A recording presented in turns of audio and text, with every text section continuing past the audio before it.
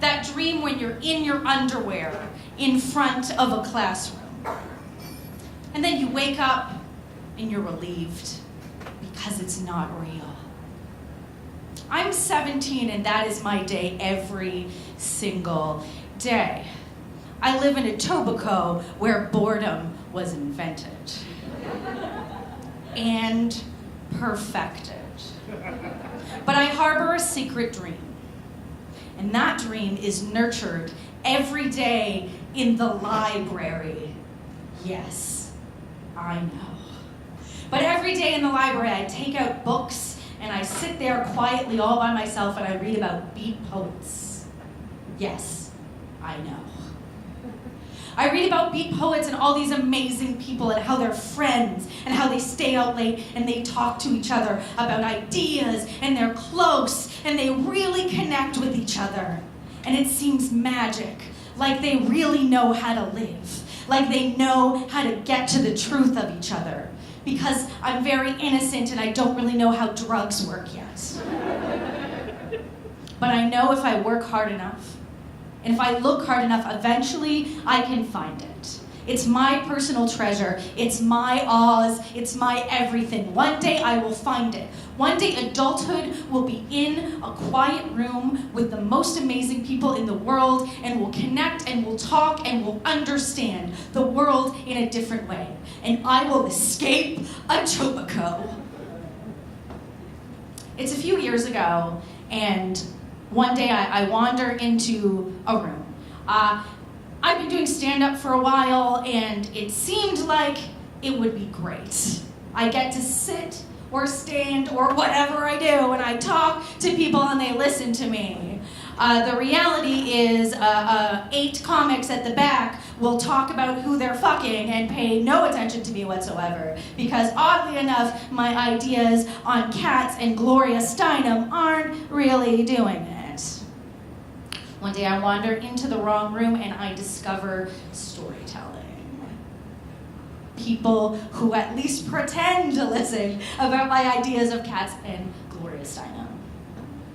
And I discover more. I create my own show, and I meet all kinds of people. And I meet the most amazing, weird, funny, incredible British lady. You might have met her. Actually, in fact, I meet 2 incredible, weird British ladies. You met them both tonight. And we have amazing conversations, and we discover things. And I create a show, and they create a show, and we talk, and we learn, and I have found my place. When I was 17, I pictured one day I would know a punk with a heart of gold. Sorry, Isadora, that's you. I picture that I will be in a room full of the smartest, most attractive people in the world. Hi. And I know that it's coming up. Today I know it's coming up. It's like, for me, a culmination. It's all those things together. It's all my friends in this room, and it's gonna be incredible. And I'm so excited that at lunch, I take the lasagna in front of me and I just stuff it into my mouth because I need fuel, because I don't care anymore, because that 17-year-old would have tried to be dignified, but I am not that girl. I have escaped Etobicoke. And I slam it all into my stomach, along with a large amount of air, because it turns out you shouldn't just ram all the food in the world into your mouth. And I feel a bit of a clench of anxiety in my stomach. And I have that a lot of times before shows, so that's normal. But it starts to build. And build, and I realize it's maybe not anxiety, and I have to keep sneaking out of the very nice doctor's office I work at to go into the corner where the stairs are and quietly belch. And I count down in my head all the hours until the show, until my dreams come true. And like at the moment when I'm letting out my last belch, a kid walks by and he belches, and I belch, and it's as if my body has listened. My body is magic, and it's gonna be okay. And I get on the bus to come to the show. But suddenly my body has expanded again, and I know that I have the world's biggest fart. And you know that fantasy, that dream, that nightmare of when you're in your underpants in front of your classroom? Imagine that, but like a room full of the sexiest people you've ever seen. Wink.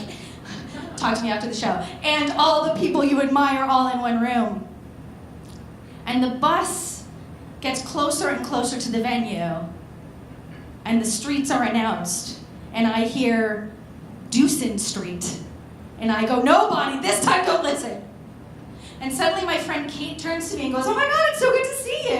And she starts talking to me, and she's so lovely, and she's so wonderful. And I am not listening to a word she is saying because I am in an inner countdown until everything I've dreamed of comes out in a stinky cloud of disaster. And I walk into the venue, and I turn to Kate, and I realize something. I have not listened to a moment and anything she said. And that 17-year-old is furious at me.